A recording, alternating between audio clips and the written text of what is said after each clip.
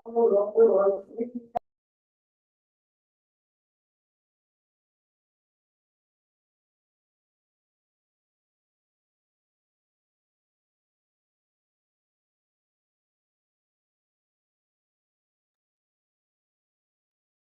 apakah suara saya udah masuk?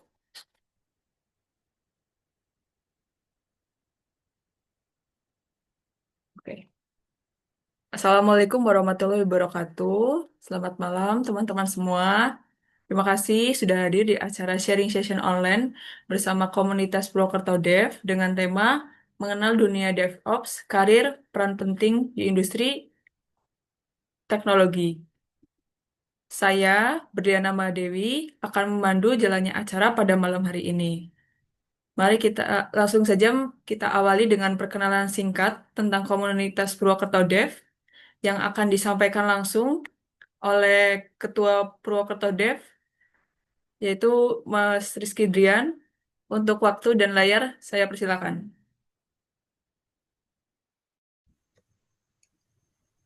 Oke, baik. Suara saya masuk ya? Sudah masuk, Mas. Oke. Sebelumnya saya ucapkan terima kasih ya bagi seluruh peserta yang sudah hadir di sini ya, menyempatkan waktunya untuk belajar bareng-bareng tentang dunia DevOps ya kan. Karena dunia DevOps itu kan masih jarang ya, apalagi kebanyakan sekarang banyak perusahaan yang membutuhkan tentang DevOps. Nah, saya di sini akan sedikit memperkenalkan gitu, apa sih Purwokerto Dev ya. Nah, mungkin di sini saya sedikit sharing ya tentang Purwokerto Dev itu. Oke, sudah muncul ya session saya ya? Masih yang Zoom, Mas. Oke, masih langsung ya. Oke, wait. Share screen. Oke, aman ya? Oke, jadi Purwokerto Dev itu adalah sebuah komunitas yang kita bentuk ya, tujuannya sebagai wadah untuk para programmer tentunya atau orang-orang yang tertarik di bidang IT gitu. Jadi kita melihat ya dari kota-kota lain seperti Bandung, Jakarta, Surabaya itu kan sudah ada komunitas developernya. Nah, kita di Purwokerto ini masih baru ya, makanya kita bentuk Purwokerto Dev supaya ada wadah dari kita para developer.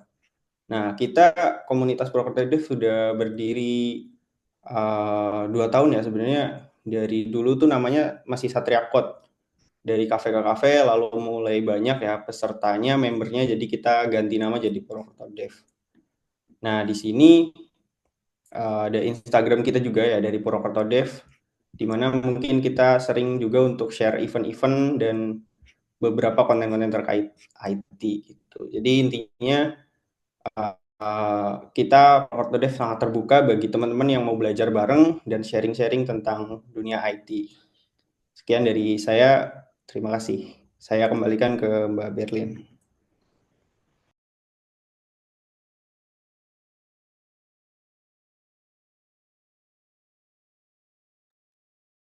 Terima kasih atas sambutannya, Mas Drian. Selanjutnya, mari kita simak pengenalan dari Commerce kepada perwakilan Commerce yang akan disampaikan oleh Mas Bayu. Waktu dan layar saya persilakan. Oke, baik.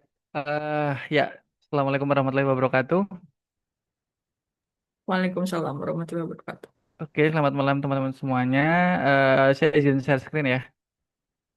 Oke, jadi saya izin sharing sesi saya sebentar karena Commerce salah satu sponsor dalam apa namanya event malam kali ini yang dikawangkan oleh teman-teman dari komunitas Purwokerto Dev. Thank you banget Mas Trian dan tim. Izin share screen ya rekan-rekan semuanya. Apakah sudah terlihat? Sudah, Mas. Oke, sudah ya full Sudah, screen ya. sudah, sudah. Ya, oke. Ya, jadi kenalin teman-teman bisa panggil aku Bayu dan aku sekarang founder dan CEO Commerce kayak gitu. Jadi aku udah bikin ini dari tahun 2020 dan Commerce bagi teman-teman yang belum tahu, kita base-nya deket-deket aja di sini. Ya, ini di Purbalingga kayak gitu bagi teman-teman yang memang belum tahu kayak gitu.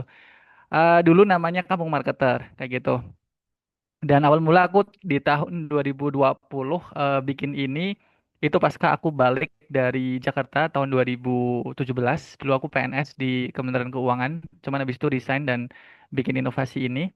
Dan akhirnya di 2020 kita bikin PT startup perusahaan teknologi kayak gitu. Nah, kita rebranding jadi apa namanya? Commerce di tahun 2021. Demikian. Nah, Commerce itu kita berusaha menyelesaikan masalah dari 17 juta teman-teman UMKM dan brand di seluruh Indonesia yang mereka itu kebanyakan menggunakan banyak banget aplikasi dan itu sangat-sangat kompleks sekali mulai dari aplikasi pembayaran, kemudian marketplace, pergudangan, payment, shipping dan lain sebagainya kayak gitu. Jadi kita ingin menyelesaikan masalah ini dengan kita nge-build sebuah aplikasi yang mana eh mereka cukup apa namanya menggunakan aplikasi ini dan tidak perlu jump in banyak tab, tidak perlu register di aplikasi-aplikasi misalkan ekspedisi, semua ekspedisi, marketplace, semua marketplace dan lain sebagainya. Kayak gitu. Aku contohnya salah satu misalkan ya, kayak misalkan di sini ada Comship. Jadi kalau UMKM itu pakai Comship, maka yang terjadi adalah dia bisa pick up pakai JNE, JNT, Ninja dan lain sebagainya tanpa harus ke outlet kayak gitu. Karena kita membangun teknologi ini sudah integrasi dengan mereka secara official seperti itu sehingga nanti paketnya bisa datang dan bisa dapat diskon ongkos kirim yang besar karena kita MOU dengan apa namanya ekspedisi-ekspedisi besar. Nah, itu salah satu contohnya yang kita bangun di Comship. Nah, kita membangun banyak aplikasi di sini yang intinya itu kita ingin mengembangkan ekosistem buat UMKM. Nah, kita juga udah dapat banyak penghargaan ya dari tingkat Indonesia, Asia Tenggara maupun tingkat dunia dan kita sekarang sudah diinvest oleh Mazaki ya, foundernya Bukalapak dan juga 500 Global dari US. eh dan untuk teman-teman ketahui di commerce itu mostly lebih dari 50% itu IT IT person ya. Jadi kayak engineer, kemudian product manager, kemudian UI UX, DevOps, SQA dan lain sebagainya kayak gitu-gitu. Jadi buat teman-teman nanti next bagi di sini yang masih mahasiswa silahkan selesaikan dengan baik perkuliahannya. Ketika lulus nanti misalkan mau ngerjain skripsi ataupun bikin karya ilmiah, film dokumenter yang kaitannya sama IT, empowerment dan lain sebagainya, let's catch up aja ke commerce kayak gitu. Kalau teman-teman yang udah jago pasca apa namanya lulus dari kampus sambil menekuni berbagai bidang di IT dan pas ada loker di commerce tinggal apply aja kayak gitu kalau teman-teman itu. Dan kita juga benar-benar update ya dengan perkembangan terkini kayak gitu, terutama sekarang kita hadir di zaman AI seperti itu ya.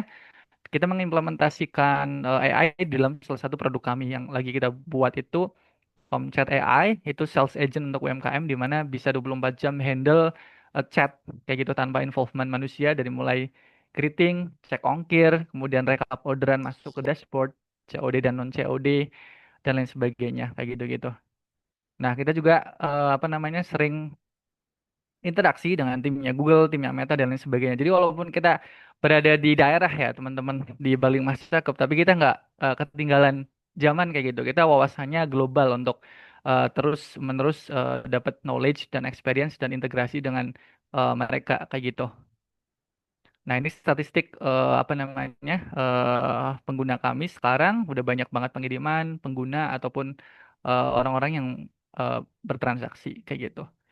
Nah, itu aja dari aku selayang pandang ya. Dan apa namanya? Sekali lagi aku welcoming buat eh, teman-teman yang next ketika eh apa namanya? Sudah apa namanya ya? Sudah mulai ada gambaran ya roadmap ke depan itu mau jadi apa ya, mengembangkan karir apa ya barangkali next kita bisa berkolaborasi dengan commerce kayak gitu. Izin ini MC habis ini ada Pak Nurul eh, mau menyemangati anak-anak muda IT di sini ya barang semenit 3 menit. Beliau saya bacakan ya Pak Nurul ini apa namanya nama lengkap Dr. Insinyur Nurul Hidayat SPTMkom sekarang menjabat sebagai Wakil Dekan Bidang Kemahasiswaan dan alumni Fakultas Teknik Unsud juga sekaligus Ketua Departemen Humas dan Branding DPP Aptikom. itu adalah asosiasi perguruan tinggi apa namanya teknologi kalau nggak salah kayak gitu. Monggo Pak Nurul kasih semangat buat teman-teman anak muda plat R di sini buat ya potensi karir di bidang ID ke depan. Kedengaran suara saya? Ya Terdengar, aman Pak. Pak, aman-aman. Dengaran, Pak. Ya, baiklah. Bismillahirrahmanirrahim. Assalamualaikum warahmatullahi wabarakatuh. Waalaikumsalam warahmatullahi Assalamualaikum warahmatullahi wabarakatuh. Waalaikumsalam warahmatullahi wabarakatuh. Ya, oke, yang saya hormati, yang saya banggakan ini, terutama ini Mas Bayu, ya. Mas Bayu Novi ini ya, sahabat saya yang luar biasa. Jadi Mas Bayu ini pernah mendapatkan pemuda pelopor nasional ya Mas Bayu ya. Pak. Ya, Ye. nah, ya, jadi ini jadi contoh baik nanti ya rekan-rekan semua ya. Beliau menggagas juga kampung marketer ya di sebuah desa terpencil gitu ya. Dan sekarang alhamdulillah beliau sudah mungkin 1.000 lebih pemuda dididik ya di sana. Ini saya juga baru dapat info tadi pagi ya. Alhamdulillah masih ingat saya bahwasanya akan mengadakan ya saya anggap ini kuliah umum Mas. Ya, karena ini sebagian besar mahasiswa saya ya yang hadir mungkin dan mungkin rekan-rekan pemuda-pemudi para pejuang IT di plat R. Ya, jadi mari kita tunjukkan ke dunia ya. Plat R ini akan mengguncang dunia. Kita tidak hanya 10 pemuda ya, tapi ini lebih dari 100 pemuda.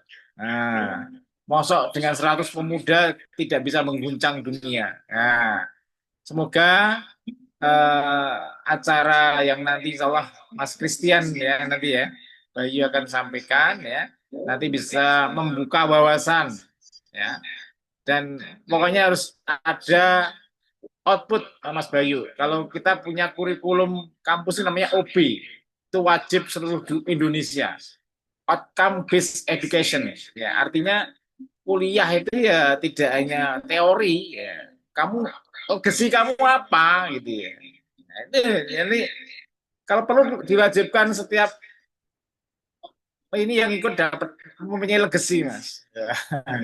Atau minimal buat tim kelompok-kelompok kecil gitu ya 5 orang gitu ya mungkin dipantau Mas Bayu ini ya karena beliau sebagai pelopor ini ya di acara ini juga gitu ya jadi harapannya ada follow up mas nanti saya juga ikut memonitor mengevaluasi ya jadi tidak sia-sia ya ikut malam hari ini gitu ya kita coba untuk apa namanya membangkitkan gitu ya jiwa apa entrepreneur atau istilahnya technopreneur ya. Jadi harapannya nanti bisa memperoleh wawasan tidak hanya wawasan tapi apa implementasinya ya kayak Mas Bayu ini ya ini sudah sukses di Jakarta tapi pulang ke desa ya membangun desa untuk mendunia tadi sudah dicontohkan banyak slide-nya ya. Akhir kata kami ucapkan terima kasih kepada para narasumber juga panitia dan seluruh peserta yang telah berpartisipasi. Semoga acara ini berjalan lancar dan memberikan manfaat barokah untuk kita semua untuk umat. Terima kasih. Assalamualaikum warahmatullahi wabarakatuh. Waalaikumsalam warahmatullahi Waalaikumsalam wabarakatuh. warahmatullahi wabarakatuh. Ya, sedikit ya Mbak Ber, tadi thank you banget Pak Nurul atas welcoming speech-nya buat semangat anak-anak muda sekarang. Mungkin terakhir teman-teman sebelum nanti dibuka oleh Mas Bayu kayak gitu, Mas Christian Bayu. eh ya, jadi aku kasih closing statement aja ya. Jadi sekarang teman-teman sekalian, teknologi sudah semakin canggih. Eh, Karena hampir semua perusahaan itu butuh teknologi. Even itu pabrik triplek pun itu butuh teknologi ya. Karena mereka juga pengen dapat exposure ke dunia luar, ke klien dan lain sebagainya. Jadi minimal banget itu mereka ada website development ataupun sistem admin seperti itu kayak gitu. Dan teman-teman perlu ketahui ya, negara lain seperti Singapura, Jepang dan lain sebagainya, even itu Arab Saudi itu sangat-sangat membutuhkan talenta teknologi kayak gitu. Jadi banyak juga teman-teman dari kita yang sudah lebih dulu melangkah untuk apa namanya mendapatkan opportunity di luar sana kayak di Dubai dan lain sebagainya. Cuman itu mungkin next levelnya karena di situ ada barrier bahasa kayak gitu kan. Tapi yang pertama adalah bagi teman-teman yang masih muda di sini menemukan dulu teman-teman passion di role mana. Nah, salah satu malam ini yang akan dibahas itu adalah DevOps. Barangkali itu cocok buat teman-teman. Itu menjadi salah satu alternatif buat teman-teman dan event-event PWT Dev selanjutnya juga nanti akan mengulas role-role yang lain kayak gitu. Thank you Mas Trian, Mbak Teli, silakan aku handover ke MC. Thank you. Terima kasih atas sambutannya Mas Bayu dan Pak Nurul Hidayat. Malam ini kita kedatangan narasumber yang luar biasa yaitu Mas Christian Bayu. Beliau merupakan Cloud Architect di SmartNet Magna Global. Beliau akan membagikan insight seputar dunia DevOps dan peluang karir di industri teknologi. Tanpa berlama-lama, langsung saja mari kita dengarkan sharing dari Mas Christian Bayu. Waktu dan layar, saya persilakan. Oke, terima kasih atas waktunya Mbak Beriana, Mas Trian, dan Mas Novi ya. Atas kesempatannya, saya izin share screen ya.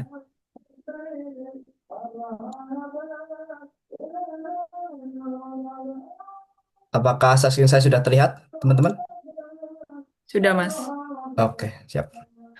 Oke, materi kita pada malam hari ini, saya langsung aja teman-teman sesuai dengan judul ya. Ini saya translate dari Inggris ke Indo juga. Dalam bahasa Inggrisnya itu Getting to Know the World of DevOps, a Career with a Key Role in the Technology World, atau mengenal dunia DevOps, karir peran penting di dunia teknologi. Sebelum itu, mungkin saya langsung aja teman-teman, thank you yang udah pada mau join. Ini susunan acara yang saya bakal presentasikan pada malam hari ini, yaitu introduction dari saya sendiri, company profile saya, SmartNet Makna Global, terus apa itu DevOps, gimana DevOps bekerja, kenapa kita mesti implementasi DevOps, terus gimana sih cara implementasi DevOps dan oleh siapa. Kemudian di akhir sesi saya serahkan juga, saya share juga untuk resource web untuk kalian bisa pelajarin teman-teman. Ya, untuk introduction, nama lengkap saya itu Christian Bayu Anggor Putra. Ini di brosurnya AP ya, AP-nya itu Anggor Putra. Saya asli Banjarnegara, Jawa Tengah ya, teman-teman. Saat ini saya menjabat sebagai Cloud Architect di SmartTech Magna Global. Saya seorang Google Cloud Professional Certified dan Alibaba Cloud Certified. Untuk pengalaman sendiri, saya udah 4 tahun lebih di industri ya, teman-teman. Saya merupakan alumni dari SMK Telkom Purwokerto. Saya major di Compute and Network Engineering atau TKJ. Kemudian saya alhamdulillah baru saja menyelesaikan studi S1 saya di STMIK Jakarta, yakni Bachelor Degree di Information System atau Sistem Informasi. Untuk professional experience, saya terus terang saya kerja waktu lulus SMK ya teman-teman. Jadi waktu itu 2021 kita ingat persis ya waktu itu COVID. COVID banyak sekali lowongan kerja yang nggak tersedia. Saya waktu itu alhamdulillah saya punya forum, punya grup di SMK. Saya ditawarin ke kelas saya buat join jadi junior DevOps di Klik Dokter. Karir pertama saya jadi junior DevOps di Klik Dokter. Klik Dokter tuh company apa? Jadi semacam kayak healthcare ya teman-teman. Kalau teman-teman tahu Halodoc, nah itu kompetitor kita waktu itu. Saya di sana kurang lebih dari 2021 sampai 2023 awal kalau nggak salah. Ya, itu sekitar ya nggak nyampe 2 tahun sih, 1 tahun 9 bulan lah seperti itu. Kemudian after dari Klik Dokter saya dapat kesempatan ya tadi mungkin ada Pak CEO-nya ya Pak Novi Bayu dulu bos saya tahun 2023.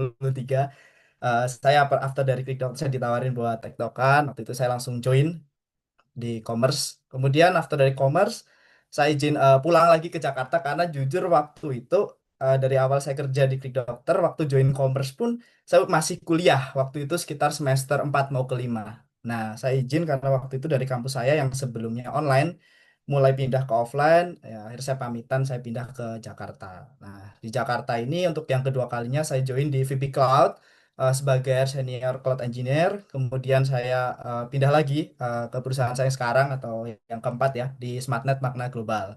Jadi awalnya kalau di Magna itu saya jadi cloud engineer, terus alhamdulillah saya dipercaya buat jadi cloud architect teman-teman. Seperti itu.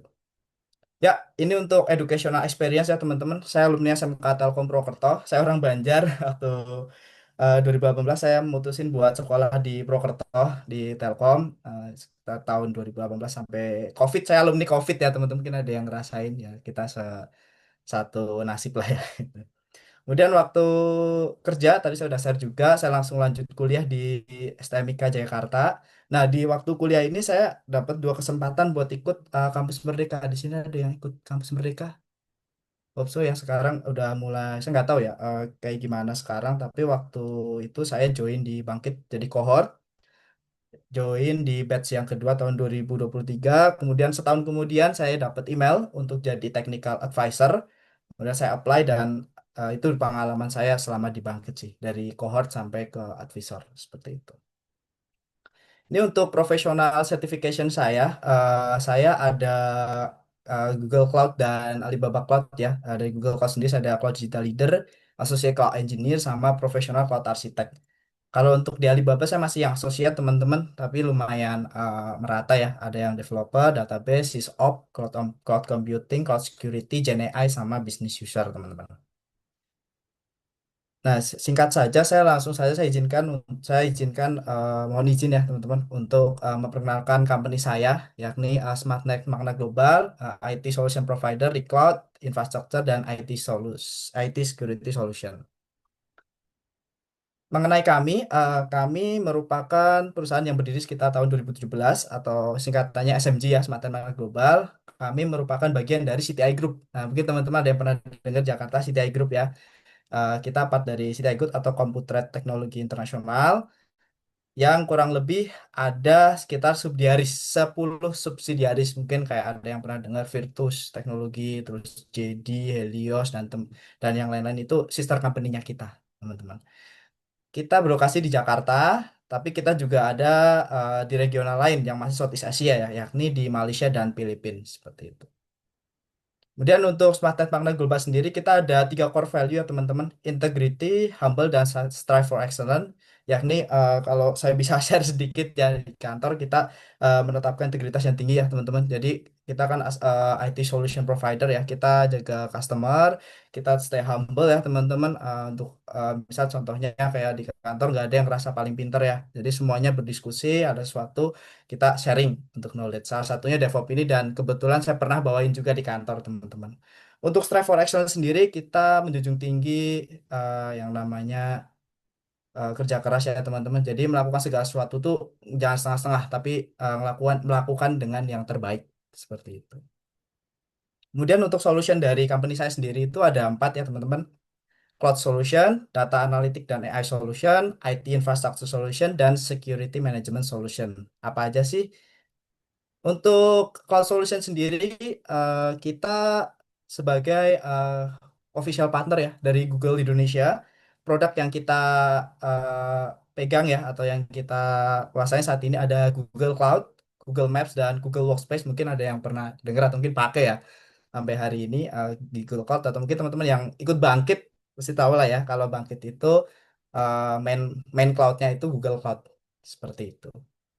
Kemudian untuk cloud solution sendiri, kita ada infrastructure modernization, application modernization, data cloud, dan security modernization. Untuk data AI dan analytic solution, kita bisa contoh projectnya itu ya, kita bikin data analytic dashboard untuk bisnis menunjang kebutuhan bisnis dari customer kami seperti itu. Kemudian untuk IT infrastructure, soal ini PPT-nya kayaknya ada yang error ya. Kita ada network maintenance, data warehouse, serta HCI atau Hyper Converged Infrastructure. Untuk IT security sendiri kita ada lumayan banyak, ada dua slide di sini. Mungkin saya bacain aja secara singkat. Ada Network Access Control, Next Generation Firewall atau NGFW, Privileged Access Management (PAM), Web Application Firewall atau WAF. Kemudian ada NGAV, Next Generation Antivirus, Identity Access and Management (IAM), Endpoint Detection and Response (EDR), SIEM, Security Infrastructure Event Management, EPM atau Endpoint Privilege Management, serta DLP atau Data Loss Prevention Solution. Seperti itu. Kurang lebih itu solusi yang bisa saya share ya. Perkenalkan sedikit mengenai company saya. Lokasinya sendiri kita ada di Geraha BIP lantai 5 di daerah Jakarta Selatan di Jalan Gatot Subroto Cavalry 23 Kota Jaksel, atau ya singkatnya kalau teman-teman yang pernah ke Jakarta pernah lewat Gatsu, kalau tahu Telkom Landmark Tower tuh kita di seberangnya seperti itu. Langsung aja teman-teman, saya langsung ke materi. Ya, saya mesti share ini introduction ya teman-teman. Pertama saya mesti share apa itu DevOps. Nah, DevOps is an organizational and cultural movement that aim to increase software delivery velocity, improve service reliability, and build shared ownership among software stakeholder. Artinya apa teman-teman? DevOps itu sebetulnya culture teman-teman. Culture yang menghubungkan antara si developer dan operation. Nah, nanti mereka itu akan bekerja sama supaya software delivery itu improve. Jadi proses build, proses deployment itu dilakukan secara berkala, secara otomatis dan bisa menunjang pekerjaan. Seperti itu. Dari mungkin teman-teman yang udah pernah dengar DevOps mungkin kenal ya DevOps tuh CI/CD, IAC, automation dan lain-lain. Sebetulnya DevOps sendiri secara kartu tuh punya beberapa prinsip. Salah satunya itu accept failure as normal, reduce organizational silo, implement gradual changes, leverage tooling and automation, dan measure everything. Artinya apa? Jadi nggak cuma sekedar kita setup pipeline, nggak sekedar kita bikin otomatisasi tapi menerima bahwa misalnya developer melakukan sebuah kesalahan. Oh, Mas, ini saya salah merging. Nah, itu sebagai hal yang biasa. Kenapa? Karena dalam sistem DevOps itu sebelum ke production itu melewati beberapa step by step, step build, step testing, bahkan sampai step ke testing yang UAT terlebih dahulu seperti itu. Kemudian reduce organizational silo yang dulunya mungkin timnya itu banyak banget, sekarang itu udah di split ya, di split jadi per produk seperti itu. Kemudian untuk implement gradual changes itu, jadi kita implementasi misalnya terjadi perubahan ya, misal Mas minta tolong dong ini untuk application-nya, produknya, function-nya ada yang bisa, sorry, fiturnya ada yang bisa diupdate nggak? Nah itu salah satu implement DevOps itu seperti itu untuk memudahkan proses penambahan fitur tadi. Kemudian untuk leverage tooling and automation, yakni semacam penggunaan alat atau tools ya. Nanti DevOps itu akan banyak sekali toolsnya ya, yang semuanya itu saling terintegrasi dan berjalan secara otomatis. Seperti itu. Kemudian untuk yang terakhir itu ada measure everything. Jadi selama step berjalan itu sebenarnya di make sure semuanya itu pas. Kalau nggak pas, itu aplikasi atau software atau apapun itu dia nggak akan bisa dilakukan deployment. Seperti itu. Nah, ini beberapa key different zaman dulu ya atau traditional IT dibandingkan dengan DevOps delivery model atau yang zaman sekarang. Zaman dulu tradisional itu berdasarkan cost dan project base. Sekarang untuk pengerjaannya ya kurang lebih itu menggunakan bisnis KPI. Jadi misal kita punya target, oh ini produk yang mau kita naikin ini. Dan deliverynya yang dulu itu mesti berbulan-bulan atau mungkin tahunan, sekarang itu bisa dikerjakan dalam hitungan hari, minggu, ataupun per bulan. Kemudian untuk cara kerjanya ya sendiri, yang dulu itu bermatriks ya atau bersilo atau per kubu-kubu ya misalnya ini developer, ini operation, ini tester gitu. Nah sekarang itu semuanya bisa saling kerjasama seperti itu. Jadi nggak melulu, aku developer aku ngurusin code doang. Iya memang betul, tapi pada kenyataan nanti implement DevOps itu kita saling collaborate. Bro, untuk proses lu cara build-nya gimana sih gitu. Nah, nanti apa berkolaborasi dengan orang operation seperti itu. Kemudian dari sisi teknologi sendiri ini lumayan sangat berbeda teman-teman. Mungkin ada yang tahu server mungkin atau yang belum dengar ya. Jadi yang dulunya itu dilakukan manual, misal nge-push code upload dulu ke server, baru dijalanin atau di-build dulu di server, baru dijalanin. Sekarang nggak dilakukan seperti itu. Sekarang semuanya dilakukan secara otomatis. Contohnya apa? Ketika ada push code ke source code management, si source code management itu langsung nge-trigger tools untuk build application-nya. Jadi begitu ada kode yang dirubah, kode tersebut langsung dibuild, langsung diproses, langsung dites. Nah, nanti di at the end dia akan dideploy secara otomatis. Kemudian perbedaan yang paling mencolok dari segi infrastruktur, implementasi DevOps sendiri ya dibandingkan dengan tradisional zaman dulu yang mungkin masih pakai VM, bare metal atau server fisik, sekarang pindah ke cloud. Nah, contohnya tadi yang mungkin saya share dari company saya sendiri, kita salah satu ya pakainya Google Cloud. Contohnya seperti itu. Implementing DevOps is not only an adoption of tooling and process, but deeply affect how your organization is structured. Jadi, kita mau implementasi DevOps itu nggak cuma sekedar, oh kita bikin automation. Oh kita mempercepat proses build aplikasi. Enggak, tapi gimana yang sebelumnya segala sesuatu contoh tadi yang sudah saya share yang dilakukan manual itu berjalan jadi otomatis. Jadi yang harusnya Mas tolong dong build-in aplikasiku di server. Enggak perlu gitu. Sekarang udah push aja, nanti si application untuk CI-nya atau CI/CD-nya itu dia akan melakukan proses. Jadi nggak ada istilahnya si A si B harus laporan dulu ke orang server terus baru diuploadin, itu nggak seperti itu. Jadi segala sesuatunya bisa berimpact ke habit atau culture-nya si perusahaan sebetulnya. Dulunya manual jadi otomatis. Simpelnya seperti itu, teman-teman. Oke, next. Core dari si DevOps sendiri itu yakni ada yang namanya CI/CD, yakni di mana kita baca dari kiri ya, ada culture dan work environment. Kemudian ada continuous delivery. Jadi di mana ketika kita melakukan proses upload code itu yang dulunya manual yang tadi saya bilang itu semuanya dilakukan secara otomatis. Jadi yang biasanya orang ngebuild nih sejam, nggak nyampe lah, contoh setengah jam baru kelar. Sekarang tuh kita nggak perlu nungguin orangnya, langsung push aja. Dan itu nggak misalnya kayak satu satu produk doang, misalnya satu layanan aplikasi front end-nya, terus yang satu back end-nya. Nanti satu-satu enggak, tapi bisa dilakukan secara bersamaan seperti itu. Nah, efeknya apa? Yang ada di bagian bawah. Less rework, less span of deployment, dan less burnout. Jadi nggak ada istilahnya orang pusing nungguin lah, ini masih dibuild sama orang lain. Nggak. Terus nggak ada istilahnya, wah ini error, ntar tunggu dulu ya, yang ini belum kelar, yang lain belum ngerjain. Nggak seperti itu. Jadi nanti misal dibuild barengan, yang sini yang error, misalnya ada dua aplikasi A sama B. Nah, dibuild barengan nih, yang error yang A yang dibenerin, bukan yang B. Yang B udah jalan, ya udah, biarkan dia berjalan. Seperti itu. Ini contoh untuk flow-nya ya, flow dari si CI/CD sendiri ya, yakni ada build, test, release, sampai ke production ya, atau bisa kita lihat customer, dimonitor ada kekurangan atau enggak, baru dibuatkan plan lagi, baru dibuild ulang seperti itu. Jadi berkesinambungan seperti itu, teman-teman. Kemudian setelah kita memahami apa itu DevOps atau yang tadi saya bilang adalah ke kontribusi ya atau berkesinambungan antara si developer dan orang operation atau orang server sendiri, kita bahas gimana sih cara DevOps-nya itu bekerja. Yakni yang selama saya alami ya. Ini ada 3 hal: continuous integration, continuous deployment, dan automation. Nah, gimana sih caranya DevOps bekerja? Nah, DevOps ini kan logonya dia kayak infinite ya, teman-teman. Jadi, berawal dari yang pertama itu dari proses yang namanya plan. Kita mau bikin aplikasinya tuh flow-nya seperti apa?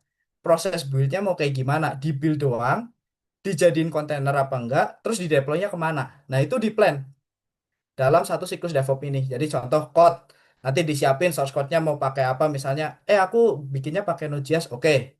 Kamu biasa pakai apa? Misalnya kita sepakat kita pakai GitHub atau GitLab semuanya. Oke, kita buatin kita. Biasa orang DevOps bikinin. Kemudian proses build-nya mau gimana? Oke, kita langsung jadi Docker aja deh, langsung di build jadi kontainer gitu. Kemudian di tesnya mau automation atau mau yang manual. Nah, setelah itu baru dirilis ke saya kan dari hasil build-nya kan kelihatan ya, hasil build-nya misal kayak aku kasih contoh lah, kalau untuk file .js itu kan ada sorry, Node.js ada nggak udah ada npm sorry ada node modules-nya lah seenggaknya gitu.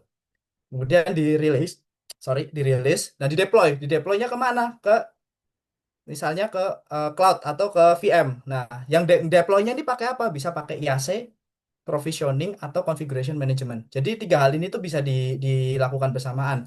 Contohnya IAC adalah kita bikin script Terraform. IAC Infrastructure as Code sendiri itu merupakan sebuah skema ya, teman-teman, di mana kita bisa bikin server dengan code. Contohnya apa ya? Terraform, Pulumi, seperti itu. Nah, setelah servernya dibikin itu mau seperti apa gitu? Apakah pakai VM atau langsung bentuk kontainer? Kalau kontainer biasanya ada yang langsung ke bisa serverless, PAS, atau bisa langsung ke Kubernetes seperti itu. Nah, after di deploy aplikasi jalan nih. Nah, kita monitor. Ada errornya nggak? CPU-nya nge-spike nggak? Ada terjadi misalnya kayak alert lah gitu. Resource-nya kurang apa enggak? Seperti itu. Nah, ketika terjadi seperti itu, misal contoh paling simpel yang sering saya alami itu terjadi yang namanya outage resource atau resource-nya kurang. Ya kita plan, oke nanti ketika deploy next, itu kita bikin infrastruktur yang misalnya sebelumnya servernya 1, kita tambahin 1 lagi, jebret gitu, jadi 2. Nah nanti diproses ulang nih. Oke, ada fitur baru, oke kita naikkan, kita tambahin. Seperti itu. Jadi berkesinambungan. Jadi nggak ada istilahnya, Mas, tolong deploy. Oh, ini kurang, nanti tak upgrade dulu. Nggak perlu. Semuanya berjalan secara berkesinambungan. Seperti itu. Nah, ini contoh dari step by step yang tadi saya share ya, yang dari prinsip pipeline sendiri. Yakni ada pertama itu programnya sendiri, di commit, ya, di commit biasanya kan teman-teman udah mainan GitHub atau mungkin ada yang belum ya. Nanti nggak apa-apa kita share aja.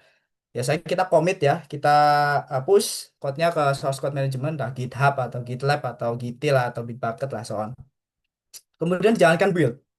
After build-nya selesai dilakukan unit test. Nah, unit test terus kemudian integration test, misalnya untuk testing fitur dan segala macam. After itu kita review. Kita deploy dulu. After di review kita deploy ke staging dulu. Apa itu staging? Nah, mungkin staging ini agak kurang apa, mesti bakal bingung ya. Staging itu istilahnya itu seperti beta version. Jadi satu versi sebelum rilis ke production, sebelum rilis ke server, sebelum rilis ke customer. Nah, after di staging ini lolos, testingnya nggak ada bug, nggak ada masalah segala macam, itu baru di deploy ke production. Seperti itu teman-teman. Dan itu terus berulang. Ada bisa di production, kita kan nggak melulu bilang semuanya perfect ya. Kalau misal pahit-pahitnya terjadi somehow gitu, wah mas ini ada fitur yang nggak jalan, nah kita benerin dulu. Kita build lagi, kita tes lagi, deploy dulu staging, oh ini udah sehat, oke kita deploy ke production. Seperti itu. After kita belajar mengenai gimana sih cara DevOps bekerja, kita akan saya akan share gimana sih cara implementasi DevOps seperti itu. Nah, tadi berkaca dari perbedaan dari tradisional yang zaman dulu dengan yang zaman sekarang atau udah masuk ke ranah DevOps, yang dulu pakai data center terus sekarang udah pakai cloud, yang dulunya manual sekarang jadi otomatis.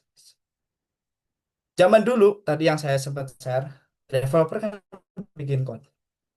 Ini teman-teman yang mungkin jauh lebih pengalaman ya, zaman dulu harus pakai server terus di build di server baru dijalankan gitu. Nah, itu orang-orang itu apa sih istilahnya itu, lempar-lemparan gitu kalau bahasa saya. Developer build, ini build udah selesai nih, dites dulu, wah nggak jadi, nah itu dibalikin, nah itu butuh waktu yang lama. Nah, proses seperti ini yang bisa dikatakan manual itu sangat menghambat seperti itu. Nah, cara yang baru, semuanya itu dari awal tuh dibikin pipeline, jret gitu.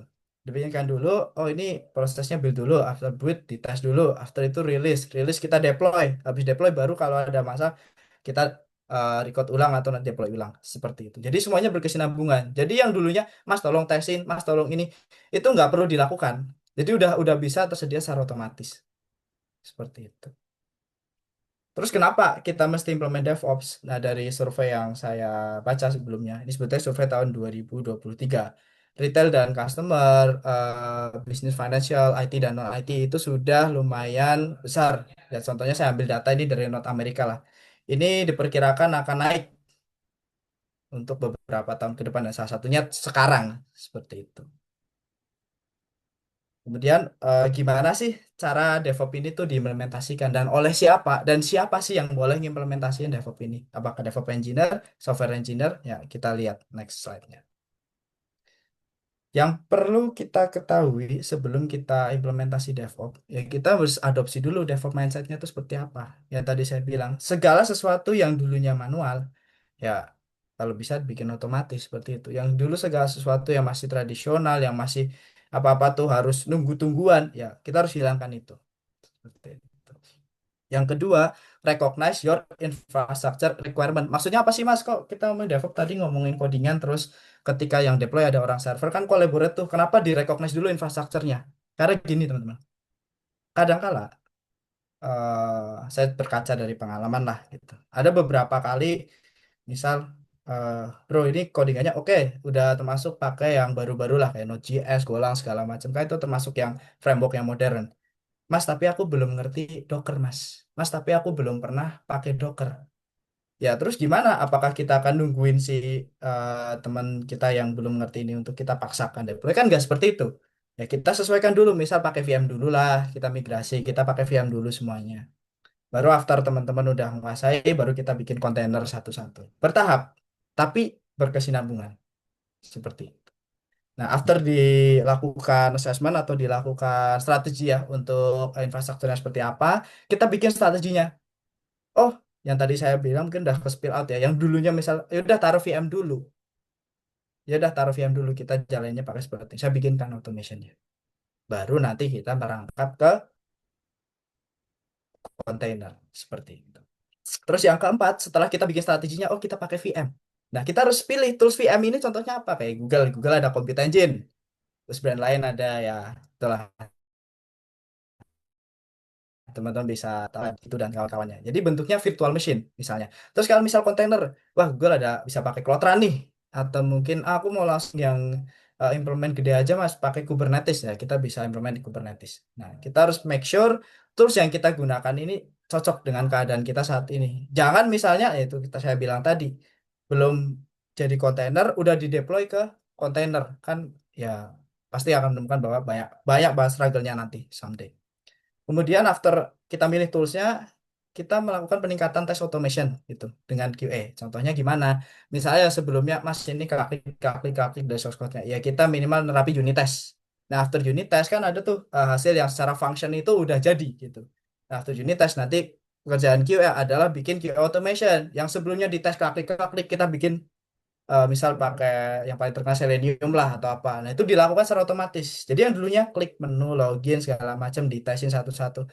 Kita cuma running playbook, berat semua udah jalan otomatis. Nanti begitu ada error, dia akan report. Seperti itu. Nah, yang keenam ini lumayan bikin pro kontra sebetulnya. Application containerization. Jadi, sebelum ke adopsi secara menyeluruh ya. Kalau bisa, kalau kita mau implement DevOps itu sebetulnya best practice-nya itu kita aplikasinya udah jadi kontainer. Kenapa? Nanti ketika kita implementasi migrasi, deployment segala macam, itu manage-nya jauh lebih enak, teman-teman. Kenapa? Misal kita deploy di VM. VM itu udah dipakai satu aplikasi. Nah, ketika kita mau taruh aplikasi, kan kita harus nyesuaiin antara ganti port segala macam atau nyesuaiin resource-nya dan segala macam dan itu sangat sangat lumayan repot untuk mengelolanya. Beda dengan kontainer, kita buka set contoh Kubernetes lah.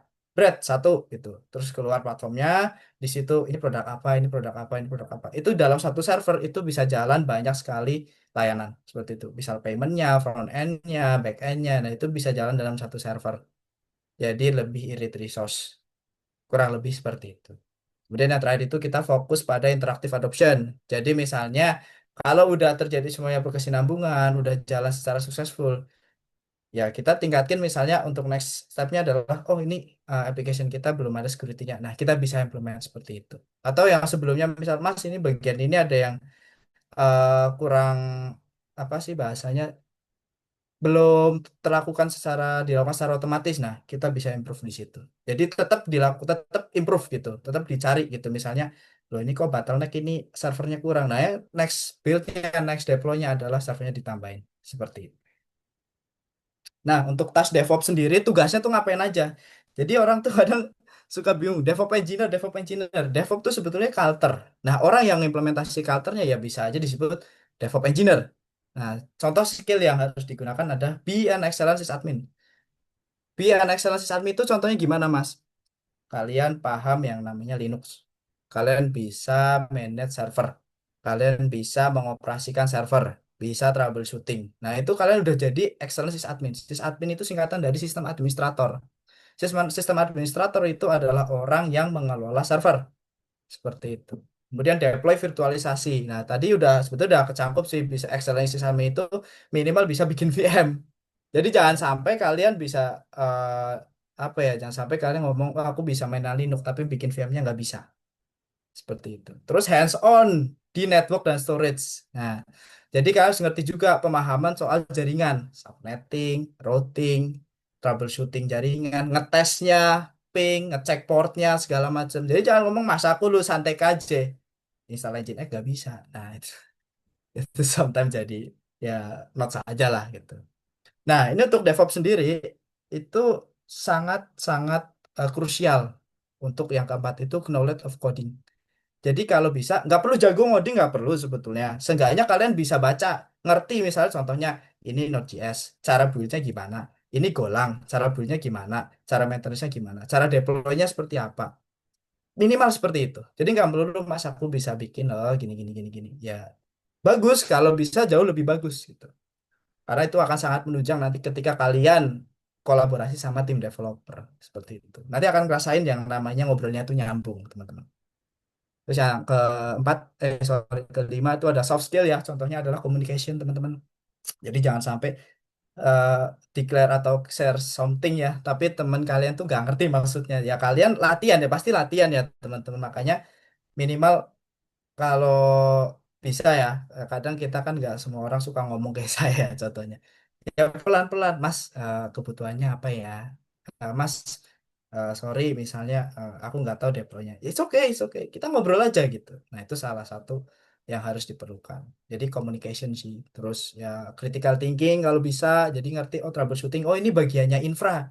Oh ini bagiannya automationnya QA. Oh ini bagiannya CI/CD. Oh ini bagian dari developer. Nah itu kalau bisa seperti itu.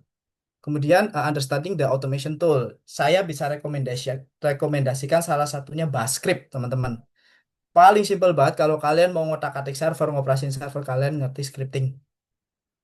Pakai Bascript, main Bascript, bikin automation, start sip dulu. Oke. Kalau bisa, ya kalian bisa bikin automation lah gitu. Ya nggak terlalu challenge sih, tapi seenggaknya pahami dulu gitu. Bascript tuh cara kerjanya gimana. Atau mungkin kalian bisa pakai Python buat scripting. Itu saya rekomendasikan juga. Contoh terus untuk infrastruktur, ada Terraform, Pulumi, ataupun Ansible. Seperti itu. Kemudian ada knowledge of testing. Ya seenggaknya tadi saya bilang, tahulah cara ngetes aplikasi itu gimana. Jadi jangan bilang, ini apa ya, ini tombol apa ya. Jangan bilang nanti cari menu, nggak ngerti. Terus register nggak ngerti. Nah, itu sangat-sangat, ya, ya seperti itulah. Kemudian yang terakhir, sangat direkomendasikan mengerti security aspek. Nggak perlu harus jadi hacker, teman-teman. Nggak perlu harus, wah, aku bisa ngehack nih server. Nggak. Minimal ngerti kalau SSH itu portnya berapa. Dan SSH nggak boleh public. Terus server database portnya berapa. Port tersebut nggak boleh dipublic. Terus username dari misalnya contoh security dasar banget teman-teman. Jangan asal klik link gitu. Nah itu kalian sudah membantu menghindari perusahaan kalian dari kerugian. Contohnya seperti itu. Dan masih banyak lagi teman-teman. Sangat sangat luas banget kalau dibahas. Siapa saja sih yang bisa implement? Nah, tadi kan saya udah bilang be an excellent sysadmin. Ya, contohnya sistem engineer atau orang yang kelola server. Terus infrastructure engineer, orang servernya sendiri nih gitu. Kemudian ada release engineer atau QA. Kemudian ada software engineer atau developer itu sendiri. Nah, contohnya gimana cara simpelnya kalau kalian mengimplement, misal, Mas aku dulu alumni TKJ. Aku udah pernah belajar jaringan. Aku kalau mau jadi developer belajar apa ya, Mas? Ya kamu belajar ilmu coding. Kamu pelajarin cara bikin aplikasi. Simple aja dulu. Hello World nggak apa-apa. Kamu belajar Dockerin, kamu belajar bikin CI/CD. Nah, terus kalau kalian yang berangkat dari software engineer atau QA yang testing kan mesti punya basic aplikasi ya atau mungkin knowledge of coding.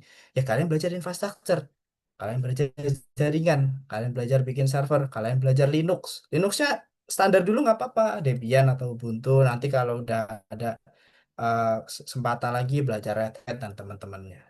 Seperti itu teman-teman. Jadi fleksibel banget yang bisa implementasi DevOps ini. Bisa dari dua sisi. Yang ngerti jaringan, ngerti server. Biasanya kan orang server nggak melulu ngoding ya. Orang ngoding juga males biasanya ngurusin server. Itu saya jaminkan pasti seperti itu. Sering terjadi lah. Nah, kalian bisa berangkat dari dua sisi. Seperti itu. Kalau dua-duanya menguasai, ya kalian bagus. Kalian paham betul cara mengoperasikan DevOps itu seperti apa. Oh, dari sisi infra, oh ya nanti aku mesti update package-nya. Oh ya, aku mesti install ini. Oh ya, aku mesti config ini. Terus di developer, ini installnya seperti ini. Oke, tak buat seperti ini. Biar nanti aku deploy-nya enak. Nah, itu contohnya orang DevOps seperti itu. Nah, ini contoh implementation stack-nya ya. Tadi saya bilang. Jadi nggak melulu soal satu tool. Toolnya tuh banyak banget. Nah, mungkin dari eh, CI-nya, sorry, dari plannya dulu lah. Kalian bisa pakai Jira, bisa pakai Google Doc, bisa pakai sebetulnya. Ya kalau ngomongin DevOps sebetulnya biasanya udah langsung contribution sama Agile teman-teman. Jadi kalian developmentnya itu udah berdasarkan prinsip Agile seperti itu. Nah itu biasanya menggunakan ya Jira atau ClickUp dan segala macam. Terus komunikasinya biar nge-track misalnya minggu ini develop fitur apa. Nah itu bisa pakai Google Chat, WhatsApp dan segala skala teman-temannya. Terus untuk build-nya sendiri bisa pakai GitLab CI, sorry, bisa pakai npm, Docker atau dan teman-temannya seperti itu. Kemudian untuk CI/CD-nya atau continuous integration-nya, sebetulnya bisa pakai Jenkins, GitLab CI, Travis CI, Circle CI, banyak banget teman-teman. Octopus Deploy termasuk seperti itu. Terus deploy-nya pakai apa? Ya bisa tadi Terraform, Puppet, Chef, ini di sini ada semua ya. Bahkan ada yang open source, ada yang berbayar ya teman-teman. Saya nulis ini nggak semua di sini tuh gratis. Ada yang berbayar dan harus bayar, makanya kalian kalian bisa searching lah. Ini tuh apa sih gitu, seperti itu. Kemudian untuk operate-nya, untuk monitoringnya juga bisa pakai. Saya sebetulnya biasanya pakai Grafana teman-teman. Grafana, kenapa saya bilang Grafana? Grafana tuh ya fleksibel sebetulnya. Terus ada bisa juga pakai Datadog, bisa pakai Prometheus atau Sentry dan teman-temannya. Terus untuk feedbacknya teman-teman bisa pakai eh, dari application-nya ya, misalnya cek log dan segala macam, kalian bisa pakai tool yang lain seperti itu. Nah nanti di build ulang, di apa, direncanakan ulang. Oh ini fiturnya kemarin ngebug nih. Nah nanti fix dulu, di build lagi, di deploy ulang seperti itu secara terus-terusan. Nah ini saya bisa share tech stack yang bisa dilakukan kalian ya. Kalian bisa mau implementasi DevOps di Google Cloud ya. Jadi untuk network sendiri, ini saya kasih cheat-sheet langsung ya teman-teman. Jadi kalian bisa nanti tinggal searching ini tuh apa sih gitu. Ada VPC atau networknya Google ya, Virtual Private Cloud ya. Di situ kalian bisa setting network, subnet, firewall dan teman-temannya. Compute Engine ini layanan VM-nya Google Cloud. Kemudian Google Kubernetes Engine ini layanan Kubernetes-nya Google Cloud. Container Registry ini digunakan untuk menyimpan image container. Kemudian Cloud Build untuk build application, build container. Kemudian cloud monitoring untuk monitoring resource. Kemudian untuk cloud logging bisa cek logging dari resource dan application. Cloud Run ini serverless application atau container, tapi dia platform as a service. Jadi nggak ngelola infrastrukturnya.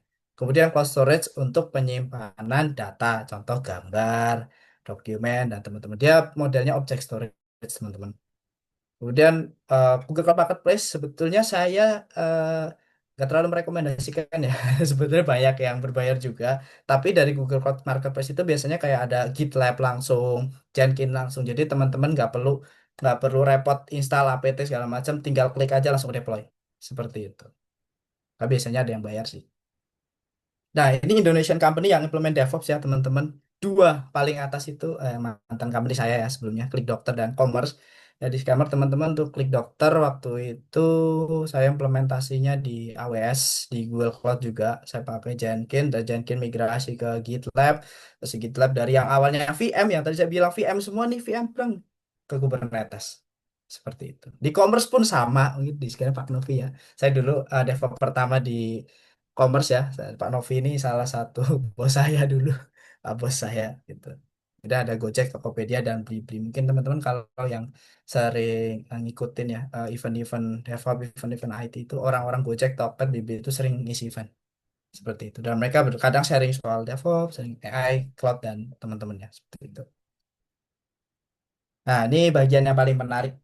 Tadi udah saya share juga apa sih DevOps, terus gimana cara kerjanya, kenapa mesti implementasi, terus apa saja yang bisa diimplementasikan dan oleh siapa. Nah, saya share juga resource belajar saya yang saya akuin dari dulu banget sampai sekarang tuh masih update.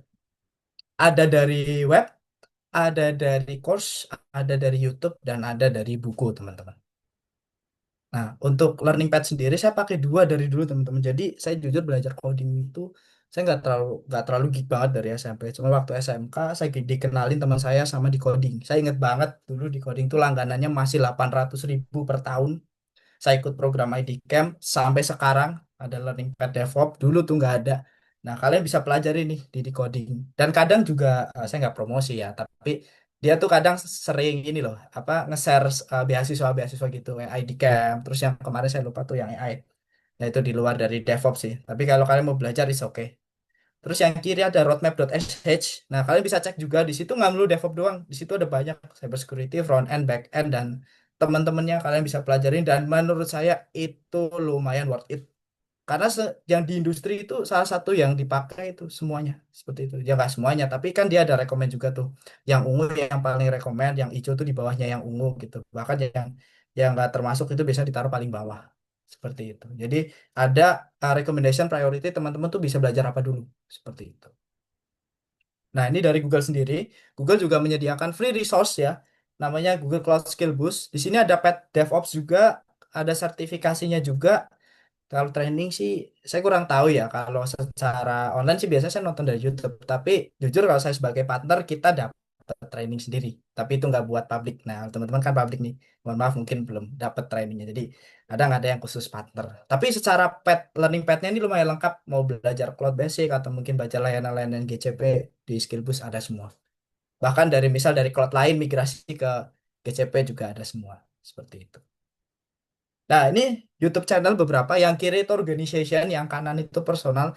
Sorry ya teman-teman, aku kadang belajar itu jarang dari resource lokal. Saya sering belajar itu dari resource internasional, dari ya orang luar negeri lah gitu. Karena menurut saya itu jauh lebih update. Saya nggak merendahkannya di lokal, tapi mereka itu cepet banget gitu. Dan kadang apa segala sesuatu yang belum kita tahu itu mereka udah share duluan seperti itu. Nah untuk yang kiri, saya sering banget ikut eventnya DevOps Indonesia dari, jadi eventnya kadang di Jakarta sih, kadang offline, kadang online. Dia lumayan worth it dan ini salah satu komunitas besar di, selain mungkin Purwokerto Dev mungkin bisa collab, gitu ya teman-teman. Terus ada di coding dan ada Google Cloud Tech. Kalau untuk yang personal saya rekomendasi tiga ya. Christian Lempa buat yang teman-teman yang suka ngoprek. Tech Word with Nana saya ingat banget saya belajar dari tahun 2002 enggak 2019. Dia udah sharing DevOps, dia sudah sharing Docker dan segala macam dan itu lumayan menurutku materinya lumayan worth it. Terus Tech with Lucy dia itu ya ya sebetulnya code engineer sih, cuman worth it lah untuk pelajarin apa update saat ini. Kemudian untuk books dan ebook soal DevOps nih, ya saya punya yang paling kanan bawah ya, yang Set Reliability Engineering. Ini buku dari Google, dari orang-orangnya Google langsung. Dan di situ menjelaskan implementasi DevOps dari segi sisi SRI seperti itu. Ini udah ada next advice ya teman-teman. Mungkin di keep dulu, it's okay. Tapi kalau kalian mau pelajari juga it's okay. Jadi kalian dapat knowledge. Nextnya selain kita ngomongin tadi contribution atau collaboration antara Dev dan Ops, nanti implementasinya ada lagi sebetulnya. Seperti itu. Jadi sangat luas teman-teman. Belum nanti Gen AI Ops dan teman-temannya seperti itu. Ini salah satu slide terakhir sebetulnya teman-teman. Saya reminder ya, AI as a daily use tools. Zaman sekarang itu udah zamannya AI. Kenapa saya rekomendasikan kalian pakai AI? Karena kalian bisa mendapatkan jawaban jauh lebih ringkas, lebih detail, dan langsung to the point dibanding kalian browsing satu-satu yang kalian harus baca. Sebetulnya ya. Karena saya mengalami sendiri sebelum dulu mungkin sebelum Gemini launch itu ada OpenAI ya punyanya si Microsoft. Itu saya mesti cari error itu saya baca Stack Overflow satu-satu. Ini errornya di mana ya? Ini error apa? Terus kenapa kok ini error gitu? Dan itu lumayan butuh waktu. Sekarang copy aja errornya, pastein ke Gemini, pastein ke ya AI yang lain, itu langsung keluar jawabannya. Kalian harus ngapain ini dipastikan errornya begini loh, kalian harus ngecek ini, cek dulu ini, cek ini, terus solusinya bisa langsung kelihatan di situ. Even nggak semuanya worth it ya, tapi 80% lah saya pakai dan saya gunain AI ini setiap hari teman-teman, karena sekarang udah zamannya AI. Jangan sampai kalian nggak ngerti cara gunain AI itu seperti apa. Dan AI ini nggak melulu soal cari info doang ya teman-teman, ada yang generate foto, video, dan yang lain-lain seperti itu. Bahkan implementasinya udah mencakup kayak tadi dari Pak Novi sendiri share implementasi ke application Chat ya untuk chat dengan AI seperti itu.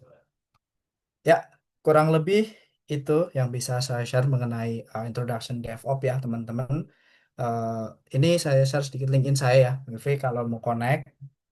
Apabila ada salah kata, saya mohon maaf. Feel free kalau ada yang mau diskusikan. Untuk presentasi kali ini, terima kasih. Saya kembalikan ke Mbak Beriana. Terima kasih Mbak Beriana.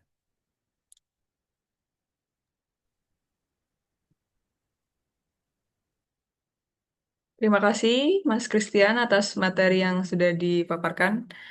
Sekarang kita buka sesi tanya jawab. Teman-teman, tadi kan udah ada yang em, menulis pertanyaan di kolom chat ya. Boleh saya bantukan bacakan? Yang pertama itu ada Taufan. Untuk pakai DevOps, apakah aplikasinya bentuknya harus kontainer atau bisa untuk yang bentuknya monolitik atau tradisional client server apps? Bagaimana nih Mas Christian jawabannya? Ya, Thank you Pak Taufan atas pertanyaannya. Mungkin saya jawab singkat aja ya Mas ya. Dari pengalaman saya sendiri, saya pernah implementasi untuk monolithic app. Ya itu implementasinya ya dia nggak pakai kontainer, dia langsung deploy ke VM atau virtual machine. Jadi di situ saya mengimplementasikannya dengan metodologi build, proses selesai, terus kodenya itu di deploy langsung. Jadi nggak di-build jadi kontainer seperti itu. Dan apakah harus pakai kontainer? Ya tergantung dari kebutuhan company. Kalau misal company-nya misalnya ada developernya kadang kan Mas ini fiturnya terlalu rumit buat dipecah dan nanti harus di rewrite. Nah, itu butuh waktu. Ya kita jalankan apa adanya tapi tetap dengan prinsip automation tadi. Seperti itu. Tapi kalau bisa ya saya rekomendasikan untuk di split karena biasanya aplikasi monolith itu yang udah di rewrite ya, ditulis ulang pakai bahasa yang lebih baru seperti itu. Maka lumayan menjawab Mas Taufan.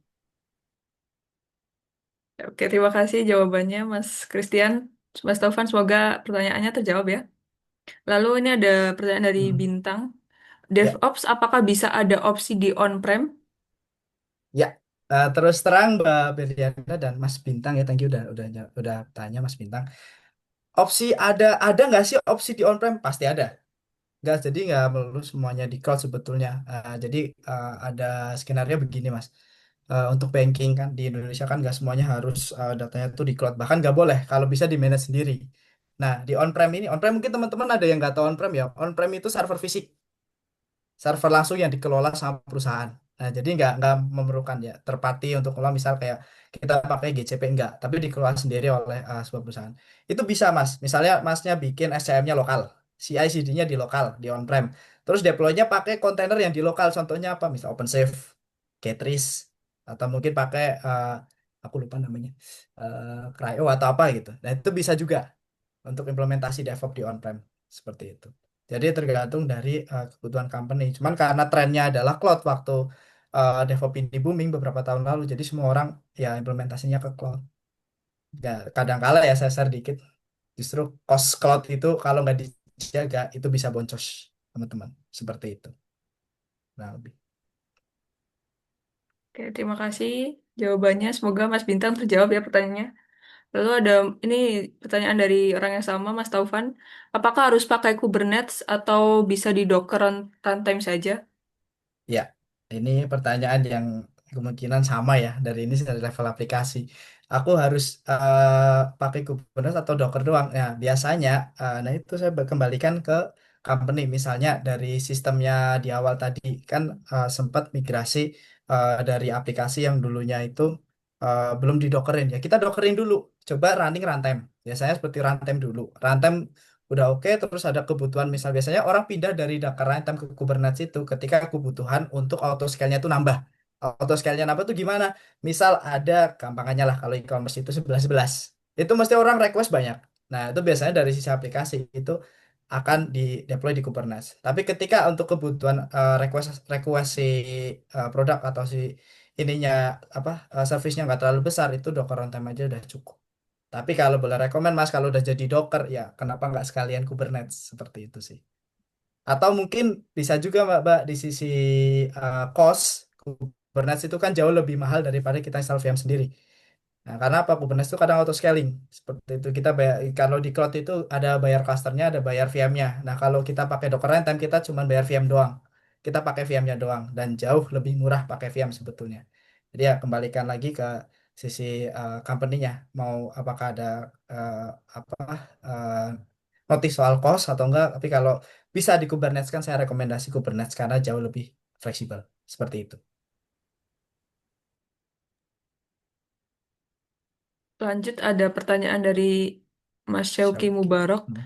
Selama menjadi DevOps di perusahaan itu penerapan SRE diperlukan nggak ya? Pasti di Bangkit ada materinya. Ya, waktu itu di Bangkit itu memang sempat di-share, tapi nggak detail ya, teman-teman. Jadi kalau implementasi dari sudut pandang saya ya, jadi SRI ini sebetulnya tumbuh dari Google, teman-teman. Jadi SRI ini merupakan sebuah role ya, atau di mana mereka job desk utama itu menerapkan DevOps dalam sisi software development. Jadi berangkat dari teman-teman yang dari developer dan segala macam. Nah, di situ bedanya dengan DevOps. DevOps ini kan lebih fokus kepada CI/CD dan automation. SRI itu fokus kepada tiga hal, SLA, SLO, dan SLI. Service Level Agreement, Service Level Indicator, dan Service Level Objective, seperti itu. Dan bedanya apa sama DevOps? DevOps hanya full fokus pada automation. Tapi kalau SRI itu jagain supaya aplikasinya itu tetap berjalan uptime. Jadi jangan sampai down. Seperti itu. Kurang lebih ya, Mas Yauki. Oke, lanjut ada pertanyaan dari Mas Faisal. Pernah dengar untuk deployment sebuah aplikasi itu pastikan hal yang pertama kali dipersiapkan monitoring tools, karena hal itu sangat mempercepat proses perbaikan jika ada bug. Hmm. Apakah Hmm. ada rekomendasi monitoring tools yang mudah digunakan dan gratis? Untuk pemula ya. Oke, yang pertama saya paling simpel banget teman-teman bisa pakai Grafana sama Prometheus. Dan ya, deployment. Saya kan nyari error dari satu buatnya Grafana, Prometheus buat get metric dari si sebetulnya Prometheus ini fleksibel, dia ada banyak banyak SDK-nya ya, contohnya kayak Advisor, dia bisa nge-collect data dari kontainer langsung di dalam VM. Kalau Prometheusnya sendiri itu biasanya per server seperti itu. Nah itu bisa untuk collect server, terus untuk collect log dari aplikasinya bisa pakai apa Mas? Pakai Loki, namanya Grafana Loki seperti itu. Itu tiga yang eh, open source ya dan gratis gitu. Atau bisa pakai Elk juga bisa, LK, Elasticsearch, Logstash, Kibana. Tapi resource-nya jauh lebih gede dibanding Grafana. Seperti itu.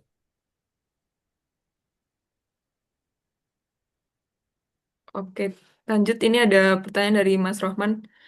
Peluang kerjanya di bagian DevOps ini gimana ya Mas? Kan pasti jumlah yang dibutuhkan di satu perusahaan dikit, bahkan ada perusahaan yang nggak pakai DevOps. Sorry, bisa diulangi peluang Peluang kerjanya ya? kerja di DevOps bagaimana Hmm, ya? Hmm. Terus ya. kan Mbak ada Jadi ya hmm, bahkan banyak lanjut, lanjut. yang company yang belum pakai DevOps kan begitu kan. Jadi sebetulnya peluangnya itu masih termasuk salah satu skill ya yang dibutuhkan misal kalian mau apply jadi SRE atau jadi cloud engineer.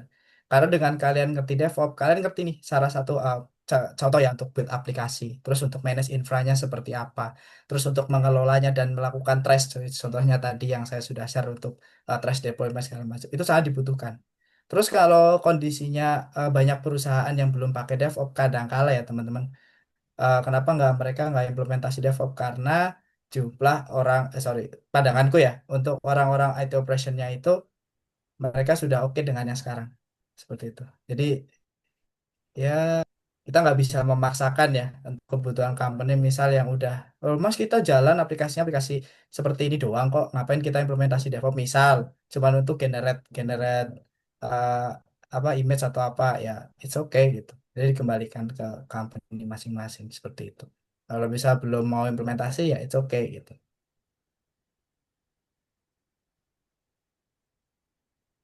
Mungkin ini jadi pertanyaan terakhir ya dari Mas Saujana. Menurut Mas Bayu, tiga dasar dari DevOps yang perlu dipelajari juga oleh seorang developer apa ya? Soalnya ketika tim masih Tiga kecil, biasanya kan hal developer jadi ya. full stack. Ya. Jadi saya nggak komplain ya, tapi sering terjadi dan sering melihat itu dan sering dengerin juga curhatan teman-teman. Lah ngerjain juga. Tiga hal yang dasar ya, Mas Aujana, kalau saya bisa share. Yang pertama mengenai jaringan ya, networking, subnetting, troubleshooting, routing itu sangat dasar sekali ketika Mas mau ngelola sebuah server. Terus yang kedua, knowledge mengenai administrasi server itu sendiri. Misal cara install Ubuntu gimana, cara install Debian gimana, cara bikin usernya, nge user, ngebikin space deploy. Terus yang ketiga, kalau bisa punya knowledge mengenai automation atau scripting. Jadi scripting itu nggak melulu soal dari developer bikin code ya, tapi bahasa script pun yang dia bukan bahasa pemrograman, tapi lumayan sering digunakan untuk manajemen server. Seperti itu. Kurang lebih tiga hal itu ya, Mas Saujana.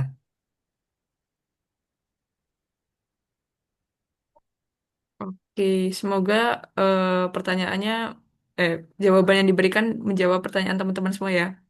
Ya, Eh, Mungkin ada closing statement dari Mas Christian Bayu.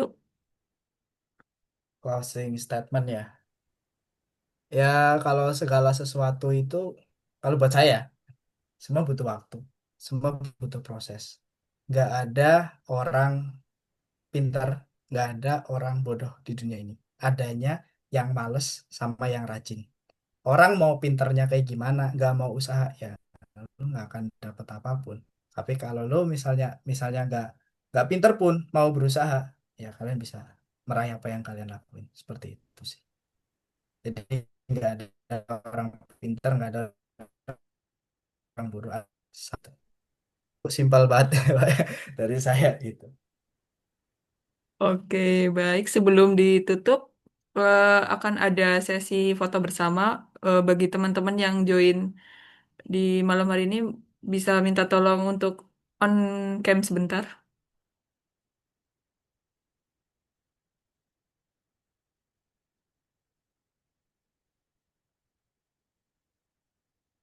Saya tunggu 1 menit ya.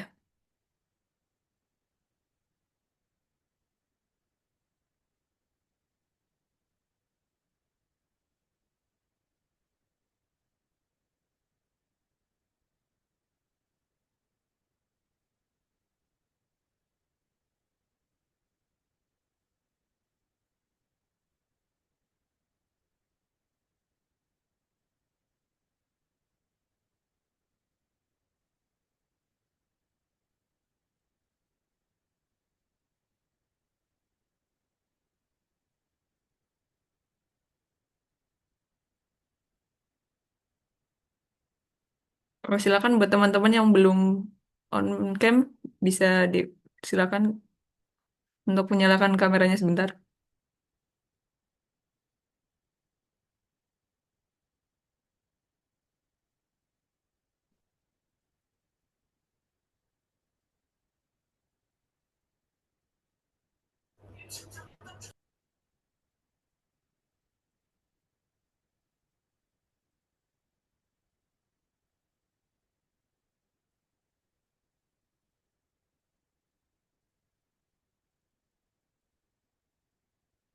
Oke, saya mulai ya.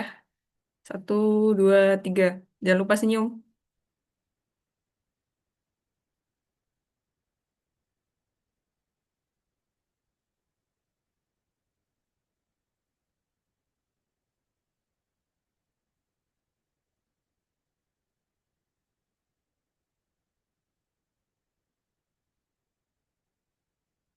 Oke, cukup dokumentasi pada malam hari ini. eh untuk acara sharing session malam hari ini cukup sampai di sini. Terima kasih kepada Mas Christian, Commerce, komunitas Purwokerto Dev, dan semua peserta yang hadir. Semoga acara ini bermanfaat, dan sampai jumpa di acara berikutnya. Wassalamualaikum warahmatullahi wabarakatuh. Waalaikumsalam Waalaikumsalam warahmatullahi Wow. wabarakatuh. warahmatullahi Wabarakatuh. wabarakatuh. Mas Rian, Thank teman-teman, you. Mbak Feli, Thanks, Mas bye. Novi, Terima Mas kasih Mas Dimas. Christian. Thank you, thank you.